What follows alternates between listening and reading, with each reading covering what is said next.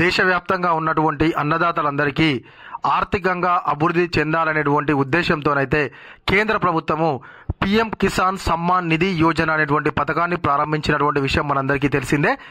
ఇప్పటి వరకైతే మనకు 18 విడతలుగా మనకైతే పీఎం కిసాన్ కు సంబంధించినటువంటి అమౌంట్ రావడం జరిగింది.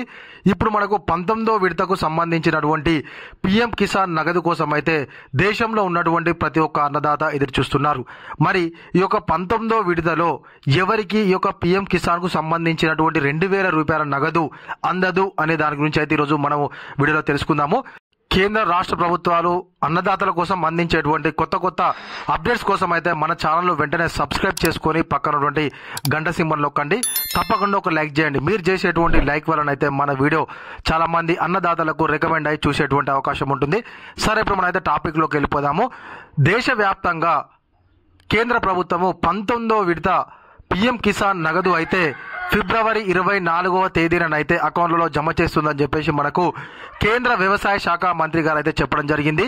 బీహార్లో జరిగేటువంటి ఒక కార్యక్రమానికి పీఎం నరేంద్ర మోడీ గారు అయితే వచ్చి మనకు పీఎం కిసాన్ కు సంబంధించినటువంటి నగదును అకౌంట్లలో జమ చేస్తారని చెప్పేసి అయితే మనకు వ్యవసాయ శాఖ మంత్రి గారు చెప్పడం జరిగింది. అయితే ఎవరికి యొక్క పీఎం కిసాన్ కు సంబంధించినటువంటి నగదు అకౌంట్లలో జమ కాదు అనే దాని గురించి మనకు ఈరోజు వీడియో. సో అది ఎవరు అనేది ఒక్కసారి ఇప్పుడు మనం తెలుసుకుందాము. వీళ్ళకైతే పీఎం కిసాన్ సాయం రాదు. తమ పేర్లపై వ్యవసాయ భూమి ఉన్నప్పటికీ కొందరికి పీఎం కిసాన్ స్కీమ్ ద్వారా పెట్టుబడి సాయం రాదు.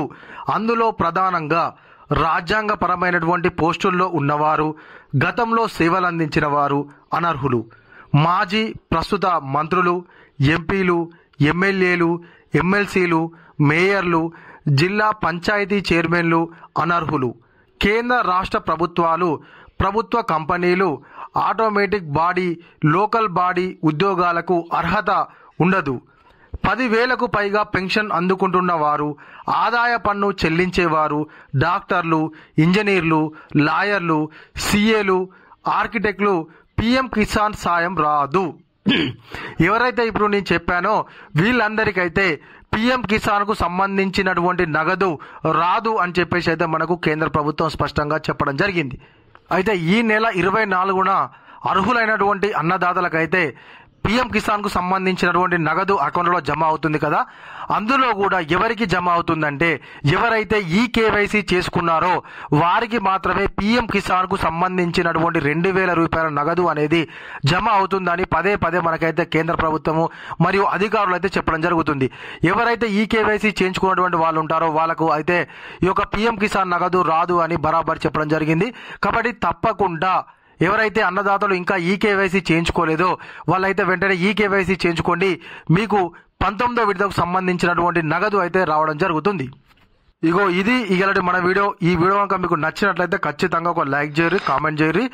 ఇంకా మీలో ఎవరన్నా మన ఛానల్ సబ్స్క్రైబ్ చేసుకోకపోతే వెంటనే సబ్స్క్రైబ్ చేసుకొని పక్కనటువంటి గంట సింబల్ అయితే నొక్కండి.